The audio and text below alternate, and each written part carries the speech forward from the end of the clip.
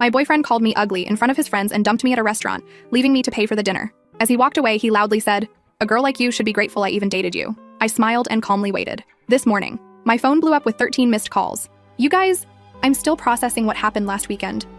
I keep replaying it in my head and wondering if I somehow imagined the whole thing. But nope, my maxed out credit card and the ice cream stains on my couch confirm it was very real. For context, I had been with Ryan for 2 years. 2 years. Not some casual fling or whatever. We had the whole routine down. Netflix marathons on Sundays, awkward holiday dinners with both families, even that weird couples yoga class he insisted on trying, which we both sucked at, TBH. Things weren't perfect between us. Are they ever? But I thought we were solid.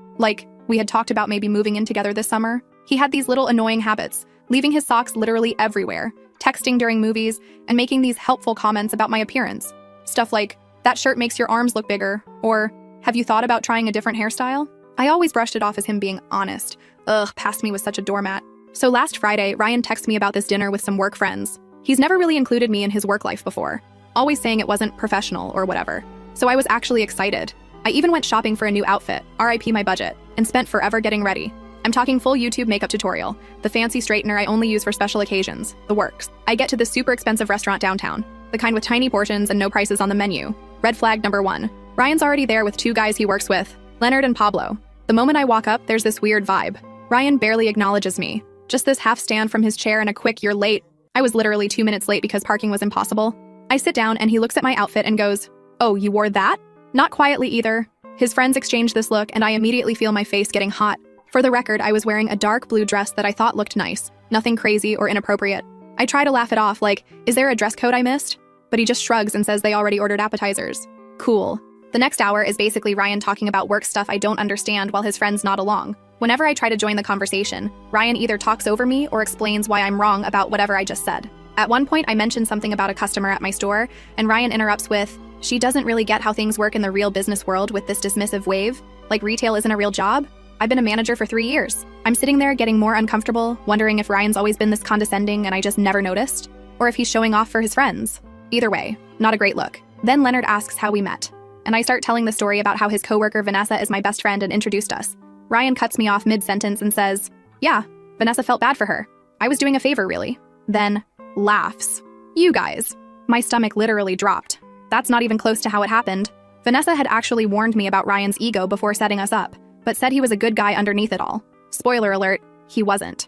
I excuse myself to the bathroom, mostly so I don't cry in front of them. I'm in the stall texting Vanessa "UTF is happening?" when I get a notification that Ryan just tagged himself at this restaurant on Instagram with boys' night out, I'm not even there. Vanessa calls me immediately, but I send her to voicemail because I don't want the guys to hear me crying. I splash some water on my face, fix my makeup, and give myself this sad little pep talk in the mirror about getting through dinner with dignity.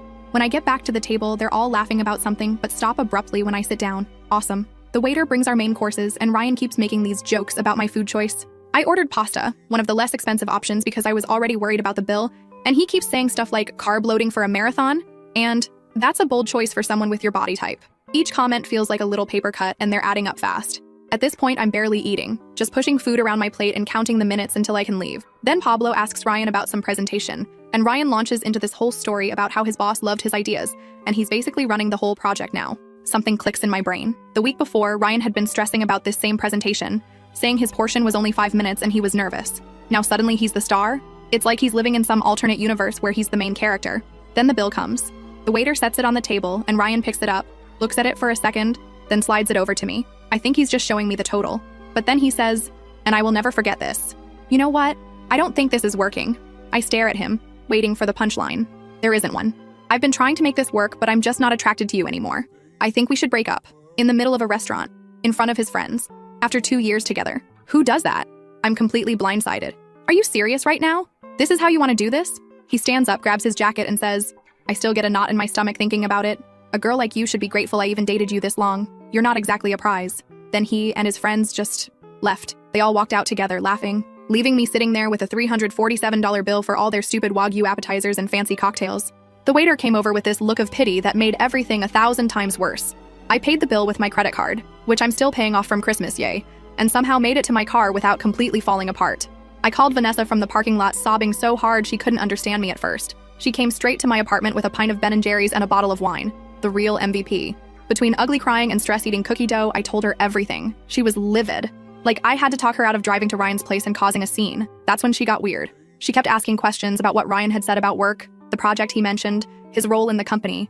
Finally, she was like, "Sabrina, I don't know how to tell you this, but Ryan isn't who he says he is at work." Turns out, Ryan isn't some hotshot marketing guy about to get promoted. He's an assistant who makes coffee runs and schedules meetings.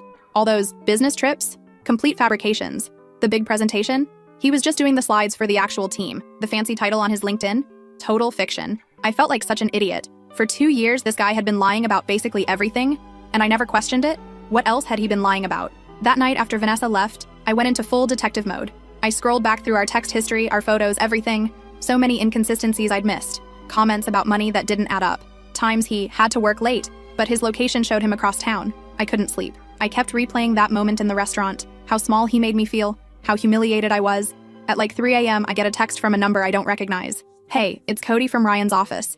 Vanessa gave me your number. There's some stuff you should know." That's when things got really interesting. First update. First, thank you all so much for the supportive comments on my last post. I literally cried reading some of them, in a good way. A lot of you asked for an update, so here's what happened next in this absolutely wild situation. So after finding out from Cody, who works with Ryan, that my boyfriend of 2 years had basically been living in a fantasy world of his own creation, I spent the next few days in that gross post-breakup fog. You know the one, where you're alternating between crying into a pint of ice cream and angrily scrolling through old photos wondering if any of it was real. My apartment looked like a disaster zone. Dishes piled up, laundry everywhere, and approximately 7 empty DoorDash bags because cooking felt impossible. The worst part was that I kept having these moments where I'd think of something funny to text Ryan, then remember what happened, and it was like being dumped all over again. My brain was literally stuck in a loop of, did that actually happen? And how did I not see this coming? I'd also been avoiding social media because I just knew Ryan would post something annoying. But Wednesday morning, I finally caved and checked Instagram. Sure enough, there was Ryan with some gym selfie captioned, "Level up, know your worth." The audacity. I nearly threw my phone across the room. Vanessa came over that evening with takeout and found me wrapped in my comforter like a sad burrito. She's been amazing through this whole thing, making sure I eat actual food, listening to me rant about the same things over and over, and not once saying, "I told you so," even though she had her suspicions about Ryan from the beginning. While we were eating, Vanessa showed me her texts with Cody. Apparently, they'd been talking a lot, and he had tea to spill. According to Cody, Ryan had been telling everyone at work that he dumped me because I was clingy and always talking about marriage. What? I was not the one who made a Pinterest board called Future Home Ideas. Yes, Ryan actually had one of these, which he claimed was research for some work project. Then Cody dropped the real bombshell. Ryan wasn't just lying about his job title. He was currently on probation for taking credit for other people's work and might actually get fired soon. All those late nights working, he was frantically trying to fix mistakes before anyone noticed. Those business trips? Complete fiction. I was still processing all this when my phone rang. It was Tina, Ryan's mom. I almost didn't answer. Awkward, but figured I should be an adult about this. Tina has always been super sweet to me, like, remembers my birthday and actually asks questions about my life, kind of sweet. She sounded concerned and asked if everything was okay between me and Ryan. Apparently, he told his family we had a little fight, but everything was fine. A little fight? The man publicly humiliated me, dumped me in front of his friends, and stuck me with a massive bill. I tried to keep it vague, saying we were taking some space because I didn't want to put her in the middle. Then she mentioned Ryan's birthday dinner on Saturday and how the whole family was looking forward to seeing me there. You guys, I nearly choked on my lo mein. Ryan had told his family we were still together, and that I was coming to his birthday dinner. The dinner was at his parents' house, and apparently, he'd told them we had big news to share. After hanging up, I sat there in shock while Vanessa looked at me like I'd grown a second head. She was like, is he delusional or just a pathological liar? Honestly, I was wondering the same thing. That's when we came up with the plan. I wasn't going to just ghost his family. They'd always been kind to me, and they deserved to know what kind of person Ryan really was. But I also wasn't going to cause a scene or be vindictive. I would simply attend the dinner as invited and let the truth come out naturally. The next day, Cody met me for coffee. Slightly awkward since we'd only met through Ryan, but he turned out to be really chill. He confirmed everything and added even more details about Ryan's work lies. The team Ryan claimed to lead was actually just him and 2 interns. The big presentation he was in charge of last month, he was just operating the slideshow while his boss presented. Cody seemed genuinely upset on my behalf, saying he'd always thought Ryan's stories about me seemed off. Apparently, Ryan would come to work complaining that I was high maintenance, when in reality I was paying for most of our dates toward the end, because Ryan claimed to be between paychecks, which I now realized probably meant he was terrible with money. Midway through our conversation, Cody got a text from their boss asking if he could come in Saturday evening to help with some emergency project. Cody was bummed because he'd had plans, but then I had an idea. What if Cody needed to drop something off at Ryan's parents' house during the birthday dinner? The timing would be perfect. As we were figuring out the details, my phone buzzed with a text from Ryan. First one since the restaurant disaster. It just said, "We need to talk about what happened." I might have overreacted. Might have. I showed Cody, and he nearly spit out his coffee. Overreacted is when you get annoyed about someone being late, not when you publicly humiliate your girlfriend of 2 years and stick her with a $300 bill. I didn't respond. Let him sweat. The next 2 days were a blur of preparation. I wasn't going to this dinner unprepared. I dug through old texts, finding all the lies, dates when he claimed to be at work conferences that didn't exist, stories about coworkers that Cody confirmed were fabricated, even photos Ryan had posted of himself at work events that were actually just downloaded from the company website. Friday night, Vanessa came over to help me pick an outfit. Not gonna lie, part of me wanted to show up looking amazing just to spite him, but we decided the best approach was to look nice, but not like I was trying too hard. We settled on a simple black dress that Ryan once said made me look average, which now I realize was his weird neg attempt because I got compliments whenever I wore it. I barely slept Friday night. What if this backfired? What if his family took his side? What if I froze up and couldn't go through with it? By Saturday morning, I had chewed my nails down to nothing and gone through about 17 different scenarios in my head. Around noon, Ryan texted again, "Looking forward to seeing you tonight. Wear something nice. My parents are excited." I didn't respond to that either. Let him think whatever he wanted. I spent the afternoon getting ready with a weird mix of dread and anticipation. Vanessa helped me with my hair and gave me a pep talk when I started to lose my nerve. At 5:30, I got in my car and headed to his parents' house. I had to pull over once because my hands were shaking too much to drive safely. I sat there for a minute, doing those breathing exercises from that meditation app I downloaded months ago, but never actually used. What was I doing? Was this crazy? Maybe I should just block Ryan on everything and move on with my life like a normal person?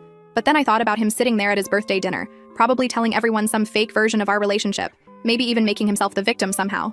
And my resolve hardened. I pulled up to his parents' house at 6:15, fashionably late, which I knew would annoy Ryan. There were several cars already in the driveway. Looked like the whole family was there. I checked my makeup in the rearview mirror, took one last deep breath, and walked to the door. Ryan's dad opened it with a big smile and a hug, ushering me inside. The house smelled like Tina's famous pot roast, and for a second I felt a pang of sadness.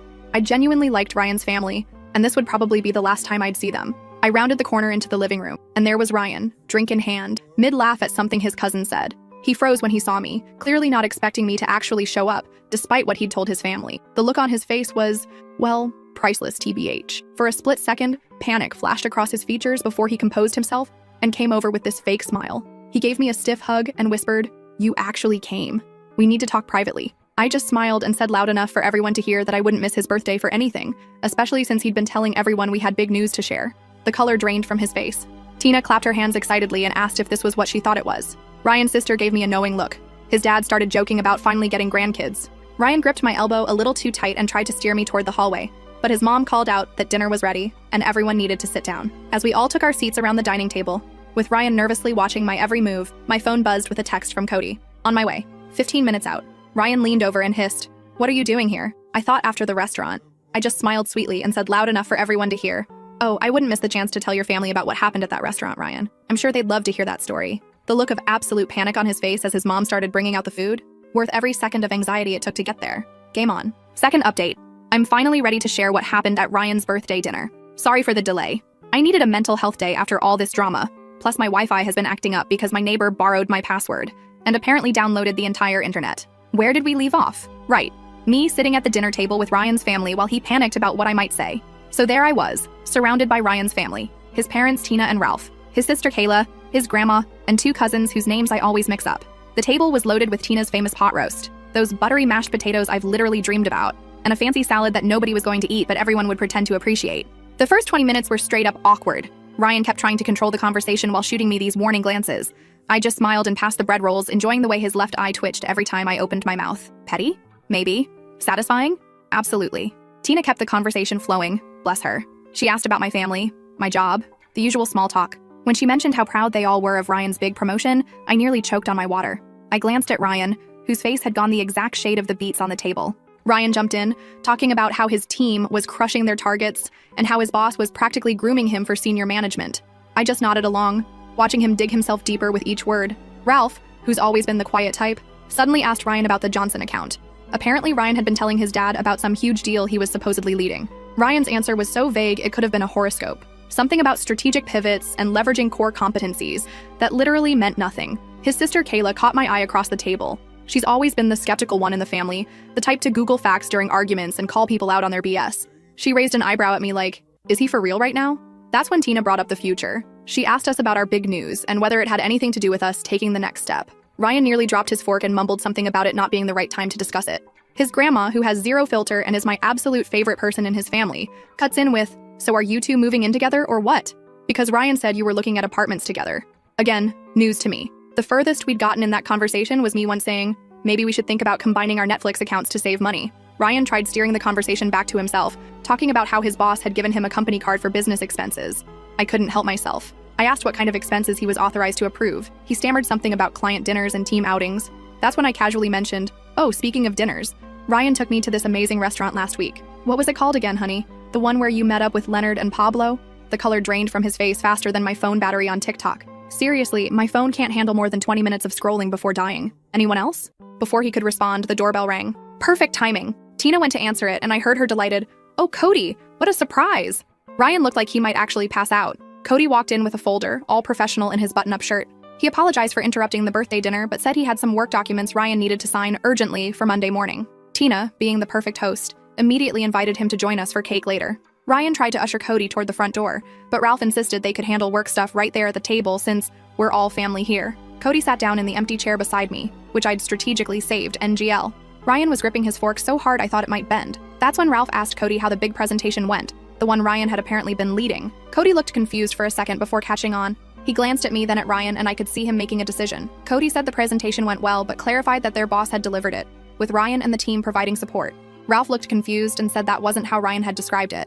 I jumped in, because I'm messy like that, and asked Cody about Ryan's promotion. Poor Cody looked so uncomfortable, caught between loyalty to a coworker and not wanting to lie to an entire family. He fidgeted with his napkin and said something vague about company restructuring. Ryan interrupted with this fake laugh and tried changing the subject to sports or whatever, but his sister wasn't having it. She asked Cody point blank what Ryan's current title was.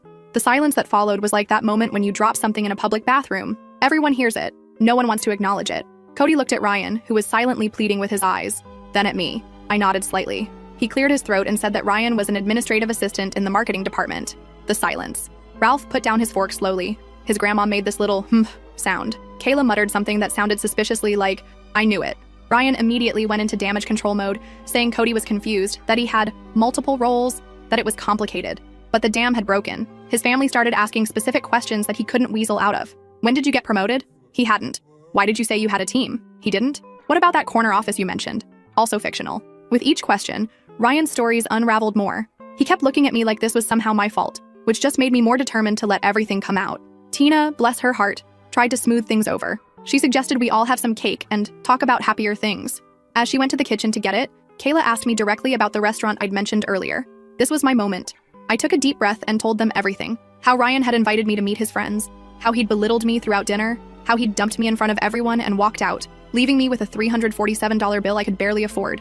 Ryan tried interrupting several times, but his dad shut him down with this look I'd never seen before. Pure disappointment. Ryan's defense? That I was exaggerating and playing victim? That I had embarrassed him in front of his colleagues by not fitting in? That leaving me with the bill was teaching me financial responsibility? His grandma actually snorted at that last one. Cody, who had been quiet through most of this, finally spoke up. He confirmed my story, adding that he'd heard Ryan bragging to coworkers about how he'd put me in my place. He even pulled out his phone and showed texts from Pablo. Receipts, y'all, discussing what had happened. Tina came back in with the cake just as Ryan was trying to paint himself as the victim. She set it down and asked what she'd missed. No one spoke for a moment. Then Ryan's dad said very quietly that they needed to have a family discussion about honesty. Ryan exploded, like full-on temper tantrum. He accused me of turning his family against him, called Cody a traitor, and said everyone was just jealous of his success. What success? He knocked over his water glass, pointed at me, and yelled that a girl like me should be grateful he even bothered with me. His mom gasped. His grandma said something that I'm pretty sure was old people swearing. His sister just shook her head like she wasn't even surprised. I stayed calm somehow, and said that the only thing I was grateful for was finally seeing who he really was. Ryan stormed out, slamming the door so hard that one of Tina's decorative plates fell off the wall and cracked. The aftermath was weirdly peaceful. Tina apologized to me like 50 times. Ralph looked tired and sad. Kayla helped clean up the spilled water. Cody apologized for his part in the awkwardness but said he couldn't stand by while Ryan lied to everyone. Then the strangest thing happened. Instead of asking me to leave, they insisted I stay for cake. We all sat there. Ryan's ex-girlfriend, his coworker, and his family, eating birthday cake without the birthday boy. In any other situation, it would have been the most awkward thing ever. But somehow it wasn't. After cake, I helped Tina clean up in the kitchen. She kept apologizing and saying she had no idea Ryan had been lying about so much. She seemed genuinely heartbroken. Not just about what he'd done to me, but about who her son had become. I felt bad for her, TBH. No parent wants to realize their kid is, well, kind of terrible. She asked me quietly if there had been signs before, and I admitted that looking back, there were red flags I'd ignored because I wanted to believe the best about him. When I was getting ready to leave, Ryan's dad pulled me aside. He thanked me for my honesty and apologized for what his son had done. He seemed so defeated, like he was trying to figure out where they'd gone wrong in raising him. I assured him it wasn't their fault. Ryan had made his own choices. Cody offered to walk me to my car, probably sensing I needed a moment to process everything. As we walked down the driveway, he mentioned that Ryan had been having problems at work for months, taking credit for other people's ideas, lying about his contributions, even faking emails from clients. He was actually on his final warning before potential termination. Suddenly, Ryan's desperate need to appear successful made a twisted kind of sense. His whole identity was built on this fake image of success and status. When I thought about it that way, I almost felt sorry for him. Almost. I thanked Cody for backing me up and drove home in a weird state of emotional exhaustion mixed with relief, like when you finally take off an uncomfortable bra at the end of the day. Sorry for the weird analogy, but y'all know what I mean. When I got home, I had 3 missed calls from Vanessa wanting updates. I was about to call her back when my phone buzzed with a text from Ryan. "You've ruined everything. This isn't over." I didn't respond, just blocked his number and made myself some tea. I should have been scared or upset, but honestly, I just felt tired. And maybe a little proud of myself for standing up to him. I thought that was the end of it. I really did. But this morning, my phone blew up with 13 missed calls. From Ryan's mom, his sister, Cody, and several numbers I didn't recognize. Something had happened overnight. And based on the increasingly frantic voicemails, Ryan had completely lost it. Last update, I'm finally ready to explain about those 13 missed calls. Thanks for being patient while I processed everything that happened. Also sorry for the delay. My laptop decided to do a surprise 4-hour update right when I sat down to write this. So where were we? I woke up Sunday morning after the birthday dinner disaster to find my phone blowing up with calls from Ryan's family and Cody. At first, I legit thought someone had died or something. My stomach did that awful dropping thing as I scrolled through the notifications. 5 missed calls from Tina, 3 from Kayla, 2 from Cody, and 3 from numbers I didn't recognize. I called Tina back first because she seemed the most worried based on her voicemails, which were just variations of "Sabrina, please call me as soon as you can." She picked up on the first ring, sounding exhausted. Apparently, after Ryan stormed out of the birthday dinner, he'd gone on a complete bender. He'd shown up at his ex-girlfriend's apartment at like 2 a.m., drunk and ranting about how I'd ruined his life. The ex, who I didn't even know existed TBH, was understandably freaked out and called Kayla, who had to go pick him up. But that wasn't all. Ryan had also spent the night sending unhinged messages to practically everyone we knew. He'd texted Cody threatening to ruin him at work. LOL, good luck with that when you're about to get fired. He'd posted this long, rambling status on Facebook about how he was surrounded by snakes and people would regret betraying him. Most concerning was that he'd posted my address in a private message to his friend Pablo, saying he was going to make me pay for humiliating him. Pablo, who apparently has some moral compass, immediately called Tina and forwarded the message, which is why she was trying so desperately to reach me. I was sitting on my couch in my ratty old pajamas, hair still in yesterday's messy bun, trying to process all this information while Tina apologized approximately 50 times for her son's behavior. I should have been scared, I guess. But honestly, I just felt tired. Like when your phone is stuck at 1% battery for hours, just waiting for it to finally die so you can charge it and move on. Tina insisted on coming over just to make sure I was okay, which was super sweet but also made me panic clean my apartment. Nothing motivates tidying up like knowing someone's mom is about to see your living space. Am I right? I was literally throwing dirty laundry into my closet and scrubbing dried toothpaste off the bathroom sink when my doorbell rang. It wasn't just Tina. Kayla was with her too. They brought coffee and those little pastries from the bakery near their house, which, not gonna lie, might be what I miss most about being with Ryan. We sat at my tiny kitchen table with the wobbly leg that I've been meaning to fix for months, and they filled me in on the Ryan situation. According to Kayla, this wasn't the first time Ryan had lied about his life. In college, he'd apparently told everyone he was on the baseball team when he'd actually been cut during tryouts. He'd once claimed to be talking to a popular girl who had no idea who he was. There was a whole pattern of him creating this fictional version of himself that was more successful, more popular, more everything. As they were talking, my phone kept buzzing with texts from friends who'd seen Ryan's social media meltdown. Vanessa was freaking out, wanting to come over with her boyfriend who does kickboxing just in case. She watches too many crime shows, I swear. My group chat was blowing up with confused messages about the dramatic subtweets Ryan was posting. That's when my doorbell rang again. I literally froze, wondering if it was Ryan. Kayla peeked through the blinds and let out a long breath.